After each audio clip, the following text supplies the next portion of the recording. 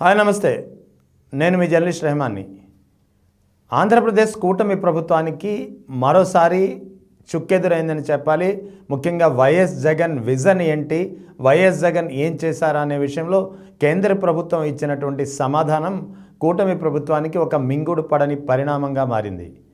ముఖ్యంగా land titling act గురించి ఇటీవల కొద్దికాలంగా చర్చ జరిగింది.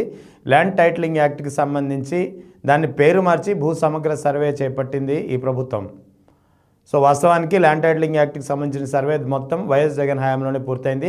దీనికి సంబంధించే కేంద్ర ప్రభుత్వం గ్రాంట్ విడుదల చేసింది. ఈ గ్రాంట్ విడుదల సందర్భంగా మరోసారి ల్యాండ్ టైటిలింగ్ యాక్ట్ అనేది చర్చనీయాంశంగా మారింది.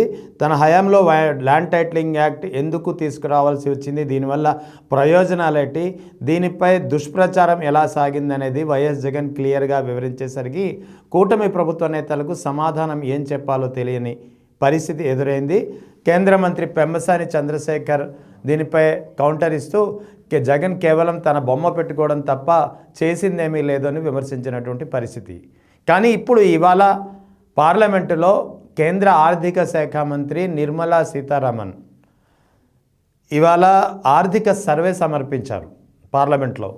ఈ సర్వే సమర్పించిన సందర్భంగా ఈ సర్వేలో పొందుపరిచినటువంటి అంశాలు ఇప్పుడు కూటమి ప్రభుత్వానికి చాలా ఇబ్బందికరంగా మారుతున్నాయి.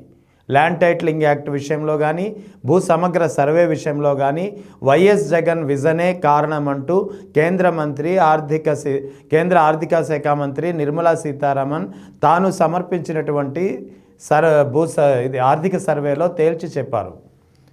ముఖ్యంగా దీనికి సంబంధించి వ్యవసాయ రంగంలో 2021లో వైఎస్ జగన్ ప్రభుత్వం తీసుకొచ్చినటువంటి సంస్కరణలుని కేంద్ర ఆర్థిక సర్వే ఈ సందర్భంగా ప్రశంసించింది. 2021లో అప్పటి ఏపీ ప్రభుత్వం రీసర్వే ప్రాజెక్టును చేపట్టి డ్రోన్ టెక్నాలజీ సహాయంతో GIS టెక్నాలజీతో tamper proofed digital land titles అనేది అందించిందని గొప్పగా చెప్పుకొచ్చింది. దీనికి సంబంధించినటువంటి ఈ ఆర్థిక సర్వేలో కూడా ఏదైతే కేంద్ర ఆర్థిక శాఖ మంత్రి ఇవాళ సమర్పించారో ఇదే విషయాన్ని ప్రస్తావించారు.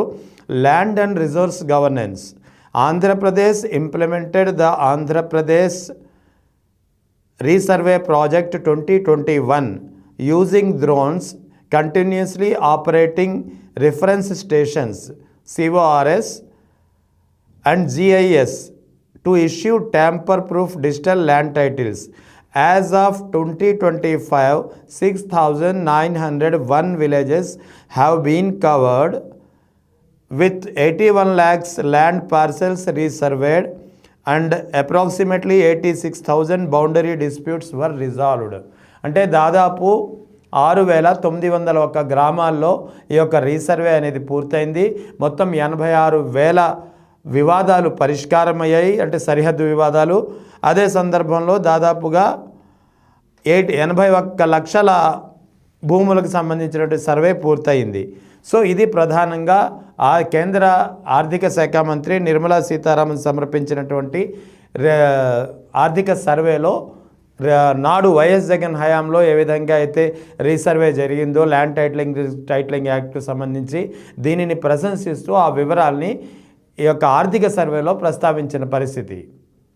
సో ఇప్పటివరకు కూటమి ప్రభుత్వం ఏదైతే వైఎస్ జగన్పై అటు ల్యాండ్ టైటిలింగ్ యాక్ట్ విషయంలో కానీ, ల్యాండ్ టైటిలింగ్ యాక్ట్పై దుష్ప్రచారం విషయంలో కానీ, తీరా కేంద్ర ప్రభుత్వం తాజాగా గ్రాంట్ విడుదల చేసినప్పుడు ఆ క్రెడిట్ని తమ ఖాతాలో వేసుకునే ప్రయత్నం చేసినప్పుడు కానీ జరిగినటువంటి అన్ని పరిణామాలకు ఇవాళ కేంద్ర ఆర్థిక శాఖ మంత్రి చెక్ పెట్టినట్లయింది.